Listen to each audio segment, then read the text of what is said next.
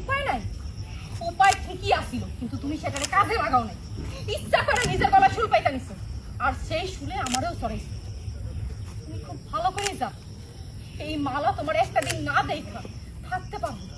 আমার দমটা বন্ধ হয়ে আসে। তারপরও তুমি দিনের পর দিন, বছরের পর বছর বিদেশ থাকবে আমার ছাড়া। এই সিদ্ধান্ত তুমি কেন নিলা? কেন নিলা এই সিদ্ধান্ত?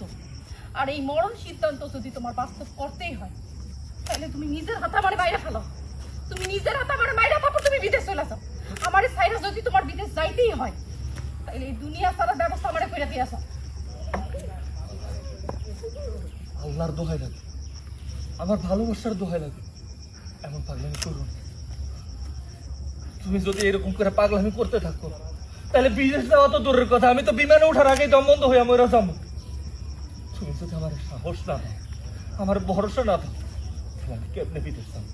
আর আমি যদি বিদেশে না যাই, আমার বাপের পরিবারটা ধ্বংস হয়ে যাবো, রাস্তায় নেমে যাইব, আমার পুরো ভাবটা মরেই যাইব।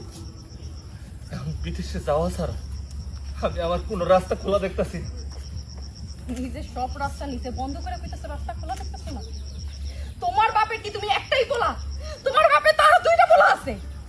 কই বড় পোলা, মেজো পোলা, তারও কোনো চিন্তা নাই তোমার বাপের নিয়ে? তোমার বাপের সংসার নিয়ে সব চিন্তা কি তোমার কান্দে? সব দায়িত্ব কি তোমার কান্দে? তারপর ওদের তো আর মামা নাই। আমরা এইটুকু